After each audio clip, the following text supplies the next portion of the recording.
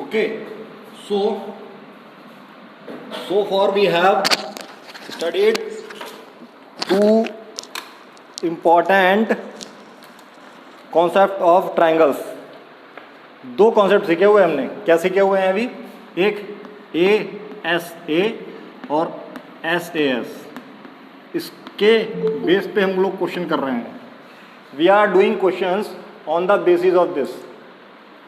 So for we have completed four question. लेकिन मैं question number 4 दोबारा लूँगा. क्वेश्चन नंबर 4 दोबारा लूँगा एक्सरसाइज 7.1 का. क्वेश्चन नंबर 4 दोबारा लूँगा. So you can see that question in your book. आप अपनी बुक में क्वेश्चन देख सकते हैं. बुक में क्वेश्चन देख सकते हैं. तो क्वेश्चन नंबर 4 क्या है? दो पैरेलल लाइन थी. आप देखो, दो पैरेलल लाइन है. ये दो पैरेलल लाइन है. ठीक है, दो पैरेलल लाइन है और ये दो पैरेलल लाइन है. ऐसा कुछ है. यू कैन सी दो पैरेलल लाइन है और फिर दो पैरेलल लाइन और है. अब क्या हो रहा है? ये पैरेलल लाइन क्या है? L और M और P एंड Q. हमको क्या प्रूव करना है? ये दो पैरेलल लाइन है और ये 4 पॉइंट पे काट रही है. 4 पॉइंट पे काट रही है. कहाँ पे? AB CD. ये दो पैरेलल लाइंस हैं. ये आपस में पैरेलल लाइन है. अच्छा, अब आप देखो, अगर L पैरेलल M है, अच्छा, और P पैरेलल Q है. ये क्या आपने पढ़ा नहीं है? ये क्लास 8 में आपने पढ़ा है. हो सकता है इस तरीके से ना पढ़ा हो. क्या? दो पैरेलल लाइन. ये फिगर की बात अगर मैं कर लूँ, मैं इस फिगर की बात कर लूँ, इस फिगर की बात कर लूँ, इस फिगर की बात कर लूँ, जो बन के आ रहा है, तो ये फिगर बन के आ रहा है. कोई इस फिगर का नाम बता सकता है? Right in comment. क्या है? ताकि मुझे समझ में आए किसको पता है. ये फिगर क्या बन के आ रहा है? हाँ, ये बन के आ रहा है पैरेललोग्राम. ये क्लास 8 में आपने पढ़ा होगा. पैरेललोग्राम क्लास 8 में आपने पढ़ा होगा. देखो, यही तो बन रहा है. अच्छा, पैरेललोग्राम. ठीक है, वेरी गुड. अगर मैं इसको ज्वाइन करता हूँ, क्या मुझे प्रूफ क्या करना है? मैं इसको ज्वाइन करता हूँ तो दो ट्राइंगल बनेंगे. डायगोनल मतलब इस पैरेललोग्राम में दो डायगोनल होते हैं, तो कुछ इस तरीके की फिगर बनेगी. इस तरीके की फिगर बनेगी पैरेललोग्राम. अब इसी पे क्या है? हमें कॉन्ग्रुएंसी लगानी है. कैसे लगानी है? इसका एप्लीकेशन करना है, SAS और ASA का. तो प्रूफ क्या करना है पहले ये देख लें. प्रूफ करना है ट्राइंगल ABC. हमें प्रूव करना है टू प्रूव ट्राइंगल ABC जो कॉन्ग्रुएंट है. कौन से ट्राइंगल के? कौन से ट्राइंगल के कॉन्ग्रुएंट है? Triangle ABC. Triangle ABC CDA के कॉन्ग्रुएंट है. तो तरीका क्या है? देखो, सॉल्यूशन तो हम तुरंत कर देंगे. मैंने क्या बताया था?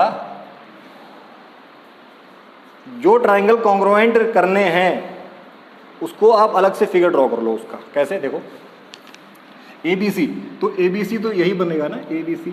अगर मैं ABC यहाँ पे बना लेता हूँ, यहाँ पे बना लेता हूँ, तो ABC यही तो बन रहा है, ABC. और दूसरा क्या है? CDA मेरा यहाँ बन रहा है. देखो, ये C है, ये A है. तो जो मुझे कॉन्ग्रुएंट प्रूव करने हैं, उसका मैं क्या करूँगा? उसको अलग निकाल लूँगा. अब मैं देखूंगा मुझे क्या क्या पता है. मुझे इन दोनों ट्राइंगल को कॉन्ग्रुएंट प्रूव करना है. In order to prove. और ये क्लास 8 में आपने पढ़ा होगा, डायगोनल पैरेललोग्राम में दो ट्राइंगल बनाता है, दोनों ट्राइंगल कॉन्ग्रुएंट होते हैं. तो प्रूव करने के लिए रह गया, लेकिन प्रूव करना है. प्रूव करना किससे है? हमने पढ़ा हुआ है ASA ऑब्लिक SAS. मतलब या तो एंगल साइड एंगल से प्रूव कर दूं या साइड एंगल साइड से प्रूव कर दूं. तो इन दोनों ट्राइंगल में प्रूव करते हैं. चलो लिखते हैं प्रूफ. ट्राइंगल कंसीडर किया हमने in triangle ABC and triangle CDA. ठीक है. क्या? जो AC है वो तो कॉमन नजर आ रही है, क्लियर कट नजर आ रहा है. AC is equal to AC, AC is equal to AC, AC is common. बाकी एंगल कहाँ से लेके आए? एंगल लेके कहाँ से आए? एंगल लेके कहाँ से आए? अच्छा, एंगल कहाँ से लेके आए? तो देखो, अब हमने जो फिगर पढ़ा है, हमने एक फिगर पढ़ा है, क्या पढ़ा है फिगर, ये L है, ये M है, ये L है, ये M है। अगर मैं ये पॉइंट A और ये C दिखाता हूँ तो क्या ये वाला एंगल इस एंगल के बराबर नहीं होगा? मतलब क्या हुआ, अगर मैं इस एंगल को 1 डाल देता हूँ, इस एंगल को 2 डाल देता हूँ। अब फिगर बनाने के बाद 1 2 डालने में बेनिफिट क्या है? बेनिफिट ये है कि हमको बार बार नाम नहीं लिखना पड़ेगा। हम लिख सकते हैं angle 1 is equal to angle 2 alternate interior angle. दूसरी बात, जो फिगर मेरे पास ये बन रहा है, ये लाइन मेरे पास P है, ये लाइन मेरे पास Q है, अगेन A लाइन Q यहाँ दिखा देता हूँ, ये C, क्या ये वाला एंगल इस एंगल के बराबर नहीं होगा? मतलब ये वाला एंगल अगर 3 है तो ये 4 के बराबर नहीं होगा क्या? मतलब 3 क्या 4 के बराबर नहीं होगा क्या? आप देख लो। तो angle 3 equal to angle 4, again alternate interior angle. अब देखो, ये हो गई मेरे पास साइड, ये हो गया मेरे पास एंगल, ये हो गया मेरे पास एंगल। अब हम देखते हैं इसकी प्रोसीजर बनाते हैं, इसका कैसे चलना है। तो कैसे, एंगल इस एंगल से चले, मान के चलो इस एंगल से हमने जर्नी शुरू की, तो ये एंगल किसके बराबर है? इस एंगल के बराबर है। इस एंगल से इस साइड पे गए, इस साइड पे गए, और इस साइड से इस एंगल पे आ गए, इस साइड से इस एंगल पे आ गए, मतलब angle side angle, angle side angle. ठीक है, तो हम लिख सकते हैं बाई क्या, एंगल साइड एंगल ASA। ठीक है, ASA जो ट्राइंगल ABC है, ट्राइंगल ABC है, वो कॉन्ग्रुएंट है ट्राइंगल CDA के। और हमें यही तो प्रूव करना था, हमें यही प्रूव करना था, जो कि हमने प्रूव कर दिया है, जो कि हमने प्रूव कर दिया है। ठीक है, तो हमें क्या करना है, यहाँ पे फिगर नज़र आ रहा था सेम, यहाँ पे फिगर तो नज़र आ रहा था, लेकिन हमने फिर भी ट्रायंगल निकाला, क्योंकि हमें प्रोसीजर में डालना है, प्रोसीजर में डालना है। अच्छा, अब अगर बोल रहे हो सर लंबा हो गया प्रूफ, तो लंबा हो गया तो क्लास 8 के हिसाब से अगर मैं करूँ, क्या देखो, क्या मैं इसको मिटा रहा हूँ, तो ये भी तो तरीका है, फिर तो बात ही खत्म। फिर कॉन्सेप्ट आप भूल कैसे गए उसको? देखो कैसे कैसे कैसे, देखो कैसे, सिंस AD पैरेलल या since M parallel this and P parallel Q, therefore A B C D is GM। ठीक है, AC is diagonal, AC क्या हो गया, डायगनल हो गया, डायगनल हो गया। डायगनल क्या हो गया, छोड़ो, डायगनल की बात क्यों कर रहे हैं, why are we doing for diagonal. ये हो गया पैरेललोग्राम, अगर पैरेललोग्राम है देयरफॉर, भाई ये देयरफॉर पैरेललोग्राम हो गया। दिस इंप्लाइज दैट, क्योंकि पैरेललोग्राम है इसलिए जो AB है वो CD के बराबर हो गई, और जो AD है वो BC के बराबर हो गई, और AC क्या हो गई, वो तो कॉमन हो गई। ठीक, वो कॉमन हो गई या कॉमन हो गई। ये तो अगर ट्रायंगल की बात कर रहे हैं, लेकिन हम ये अभी लेंगे नहीं। हम क्या लेंगे, एंड जो एंगल ABC है, वो एंगल ADC के बराबर है। ये मैंने क्यों लिखा, क्यों बताओगे, कौन बताएगा? ये जो मैंने लिखा है, ये क्या लिखा है, एंगल ABC, मतलब जो ये वाला एंगल है, इसके बराबर है। ये क्या लिखा है मैंने, ये क्या लिखा है, opposite angle in a parallelograms are equal, opposite angle in a parallelograms are equal. क्योंकि, तो इसको छोड़ दो, डायगोनल छोड़ दो आप। अब आप देखो क्या देखोगे आप, अब आप देखोगे ये दो ट्रायंगल थे, ये साइड इस साइड के बराबर है, ये साइड इस साइड के बराबर है, ये साइड इस साइड के बराबर है, ये अपोजिट एंगल है, ये अपोजिट एंगल है, तो देखो side angle side, side angle side, therefore देखो ये बराबर हो गया, क्या हो गया, therefore by S A S जो ट्राइंगल ए बी सी है, देखो दो तरीके बता दिए मैंने। एक तरीका ये हो गया, जो तरीका आप कर पाओ, आपकी अंडरस्टैंडिंग डेवलप करनी है कि अगर आपसे पूछा जाएगा अच्छा जब तीनों साइड बराबर होंगी, मैंने तीनों साइड बोलो सर आपने तीनों साइड क्यों डाल दी, ये और डायगोनल भी कॉमन था, मतलब क्या, मतलब ये डायग्राम देखो, ये डायग्राम बन रहा था हमारा ए बी सी, और दूसरा डायग्राम क्या बन रहा था, सी ए डी। ये वाली साइड इस साइड के बराबर आ रही थी, ये वाली साइड इस साइड के बराबर आ रही थी, और ये तो कॉमन आ रही थी भाई, ये तो कॉमन आ रही थी। इसका क्या मतलब हुआ, ये भी कॉन्ग्रुएंट हो गया, लेकिन ये हमने पढ़ा नहीं है, ये हमने अभी क्या है पढ़ा नहीं है, इसीलिए मैंने इसको मिटा दिया था। तीनों साइड आपस में बराबर हैं तो ये हम आगे बता देंगे। तो अब क्वेश्चन आपके सामने आ गया, prove that by 3 different congruence criteria that these two triangles are congruent। तब क्या करोगे, क्वेश्चन 5 नंबर में आ गया, यू हैव गॉट क्वेश्चन, भाई याद करके बैठे थे, ये क्वेश्चन आपके सामने आ गया 5 नंबर में। एक क्वेश्चन 5 नंबर का भी आता है, प्रूव दैट, हो सकता है मैं क्वेश्चन ये दे दूं इस बार, अगर 5 नंबर में मैंने पेपर बनाया तो मैं क्वेश्चन दूंगा, प्रूव दैट दिस, ये ट्रायंगल कॉन्ग्रुएंट है, ये ट्रायंगल कॉन्ग्रुएंट है, prove this by 3 different congruence criteria, 3 different तरीके से प्रूव करो, SAS ASA और ये। तो आप देख लो, बढ़ते हैं क्वेश्चन नंबर 5 की तरफ।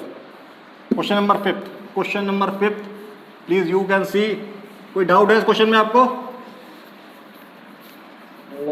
Okay, question number 5, question number 5 दे रखा है हमको।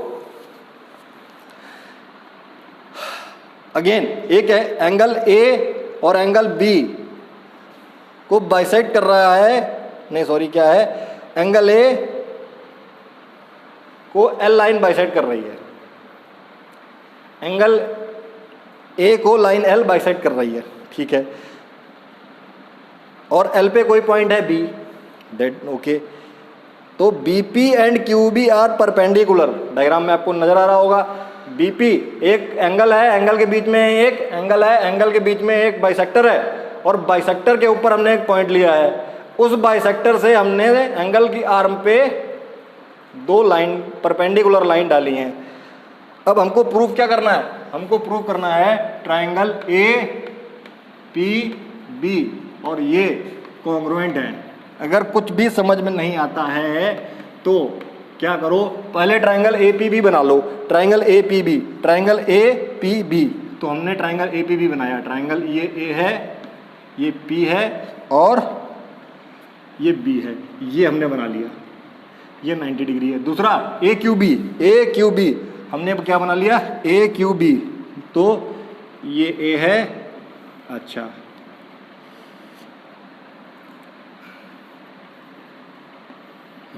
ये ए, ये 90 डिग्री, क्यू, ये बी, 2 डायग्राम, ये ट्राइंगल हमको कॉन्ग्रुएंट दिखाने थे, ये दोनों ट्राइंगल कॉन्ग्रुएंट दिखाने थे। अच्छा अब प्रूफ देखते हैं इसको, प्रूफ तो देखो इन ट्राइंगल हमने क्या लिखा है, ये तो हमें प्रूफ करना है, हमने क्या लिखा प्रूफ में, question number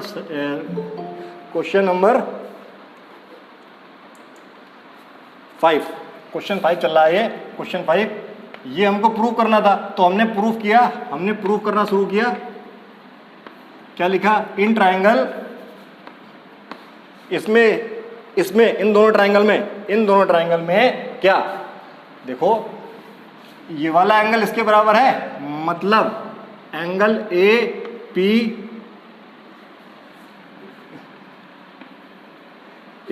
B equal to angle A Q B, भाई 90 डिग्री गिवन है, 90 डिग्री की है, 90 डिग्री के दोनों एंगल हो गए बराबर, क्योंकि इसमें दिखाया हुआ भी है और ये परपेंडिकुलर भी है, ये तो आपने गिवन में लिख ही लिया है। अच्छा अब देखो, अगर मैं यहाँ पे एंगल 1 डाल दूँ, यहाँ पे एंगल 2 डाल दूँ, तो मैं लिख सकता हूँ, क्या लिख सकता हूँ, angle 1 is equal to angle 2। यहाँ पे मैं क्या लिखूँगा, क्योंकि क्या है, ए बी डिवाइड्स एंगल किसको, क्यू ए पी को। देखो जो ए बी है डिवाइड कर रही है भाई, डायग्राम में देखो, आप डायग्राम में देखो, जो ए बी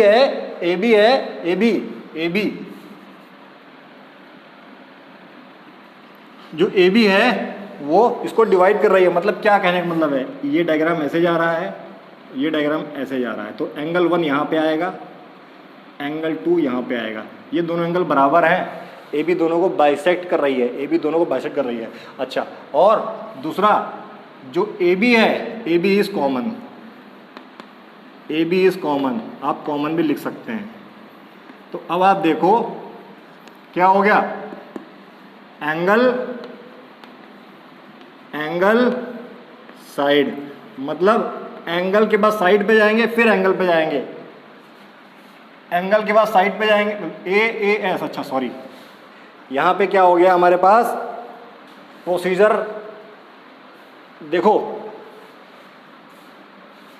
ये एंगल है, एपी साइड थोड़ी ना है, साइड तो ए बी है, साइड एंगल साइड कौन सी आ रही है, ए बी, हमने पढ़ा ही नहीं है अभी, हमने पढ़ा ही नहीं है।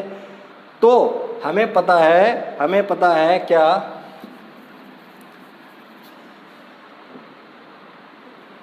अगर ये एंगल इसके बराबर है, 90 डिग्री का है, ठीक है, तो जो तीसरा एंगल वही बराबर होगा। भाई अगर दो ट्रायंगल हैं, दो ट्रायंगल में दो एंगल बराबर हो जाते हैं, तो तीसरा एंगल अपने आप ही बराबर हो जाएगा। ठीक है, तो हम क्या लिख सकते हैं, ये दोनों एंगल बराबर हैं, ठीक है, देयरफॉर इन दोनों को लेके अगर बात करते हैं, angle 1 plus angle A P B ये भी बराबर होंगे, या मैं इसको डायरेक्ट भी लिख सकता हूं,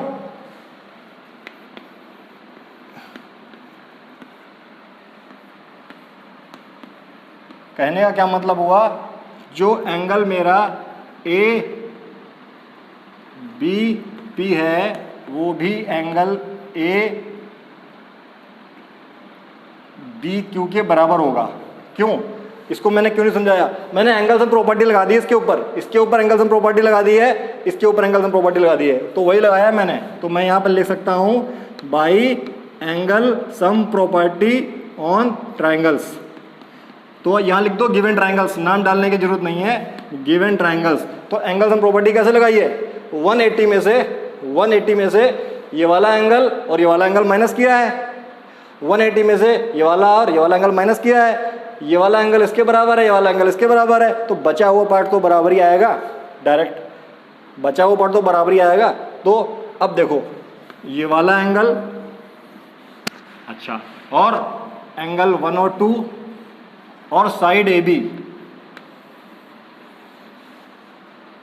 देयरफॉर मैं लिख सकता हूं बाई किससे, ए एस ए, जो ट्राइंगल मेरा ए पी बी है वो कॉन्ग्रुएंट है ट्राइंगल ए क्यू बी से।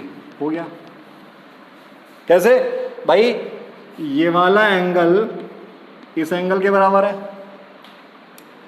ये वाला एंगल इस एंगल के बराबर है, तो ये वाला एंगल इस एंगल के बराबर हो गया। अच्छा अब देखो, मैंने यहाँ से चलना शुरू किया, ये एंगल बराबर है, मैंने यहाँ चलना शुरू किया, ये साइड आई, आगे बढ़ के ये एंगल ले लिया मैंने, आगे बढ़ के ये एंगल ले लिया, तो एंगल साइड एंगल, पहले नहीं ले पा रहा था, पहले क्या था, एंगल साइड हमने अभी नहीं पढ़ा है। हमें क्या लेना था, या तो हम एस से क्वेश्चन कर रहे हैं, या AS ऐसे कर रहे हैं, तो यहाँ पे आ गया एंगल साइड, एंगल साइड। ठीक है, हाँ।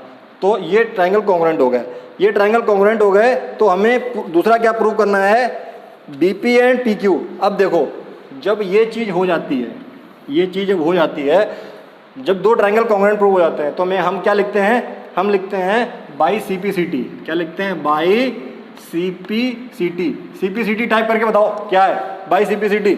जब दो ट्रायंगल कॉन्ग्रुएंट हो जाते हैं, जब दो ट्रायंगल कॉन्ग्रुएंट हो जाते हैं तो हम लिखते हैं by CPCT।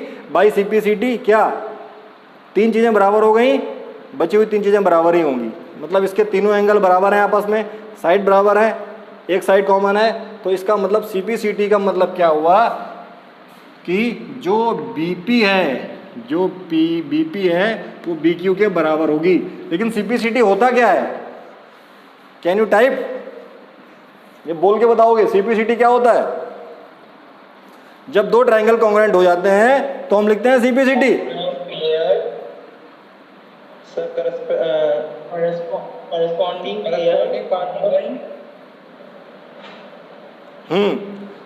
CPCT sir corresponding part of congruent triangle। अच्छा ठीक है।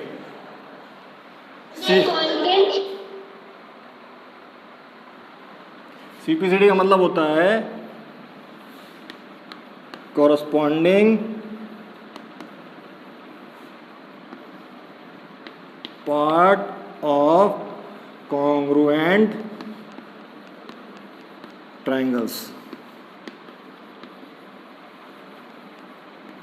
ठीक है, इसका मतलब ये हो गया, एक एब्रीविएशन हो गया बाई CPCT। और बाई CPCT का मतलब हो गया congruent part of congruent triangles are equal. तो जब दो ट्रायंगल इक्वल हो, जब दो ट्रायंगल कॉन्ग्रुएंट हो गए, देयरफॉर जब दो ट्रायंगल कॉन्ग्रुएंट हो गए तो उसके बचे हुए पार्ट अपने आप इक्वल हो जाएंगे, कॉरस्पॉन्डिंग पार्ट्स अपने आप इक्वल हो जाएंगे। अच्छा, अब देखो CPCT का फुल फॉर्म आ जाता है, CPCT का फुल फॉर्म आ जाता है। और जब भाई मैं क्लास में था ना, क्लास 9th में 10th में, तो मुझे नहीं पता था CPCT होता क्या है। क्यों, इतनी जर्नल चीज़ है ना, कोई बताता था, पूछ ले, अरे तुमको ये नहीं पता, डर के मारे पूछते ही नहीं थे, किसी से बैठे रहते थे ऐसे। CPCT मुझे पता ही नहीं था, मुझे बाद में पता लगा कि CPCT का मतलब ये होता है। भाई जब कोई बताएगा तभी तो समझ में आएगा, तो पहले तो कॉरस्पॉन्डिंग ही कोई नहीं बताया किसी ने, तो हमको समझ में आया कॉरस्पॉन्डिंग टर्म क्या है, दो चीज़ रिलेट कर रहे हैं। अब जब रिलेट हो गई तो वो इक्वल हैं, जो कॉन्ग्रुएंट फिगर हो गए तो वो इक्वल हैं। तो जब देखो दो ट्रायंगल कॉन्ग्रुएंट हो गए तो यहाँ पे हमने तीनों एंगल बराबर कर लिए थे, और एक साइड बराबर कर ली थी।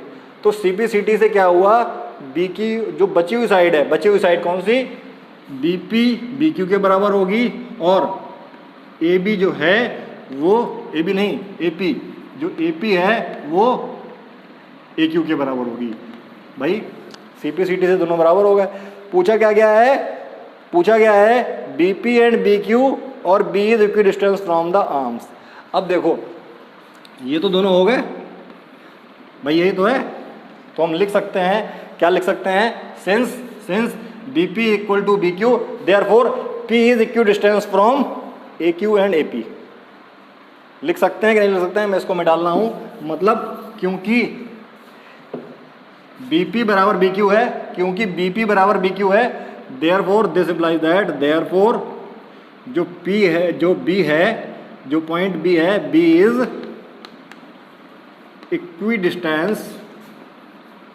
Equidistant from AP and AQ। अब आप बोलोगे सर आपने ये क्यों लिख दिया, मिटाल दो इसे, पूछा ही नहीं गया था। लेकिन जब दो ट्रायंगल कॉन्ग्रुएंट हो गए तो सारे पार्ट इक्वल होंगे। हमें यहाँ पे यही प्रूव करना था, BP बराबर BQ, वो हमने प्रूव कर दिया। और क्योंकि बराबर हो गए, ठीक है, लेकिन CPCT से बची हुई चीज़ें बराबर होंगी। तो ये बराबर हो गया तो आपको स्टेटमेंट लिखना पड़ेगा, क्योंकि ये दोनों बराबर हैं, इसीलिए B is equidistance from the A P and A Q. ठीक है, तो ये समझ में आ गया होगा।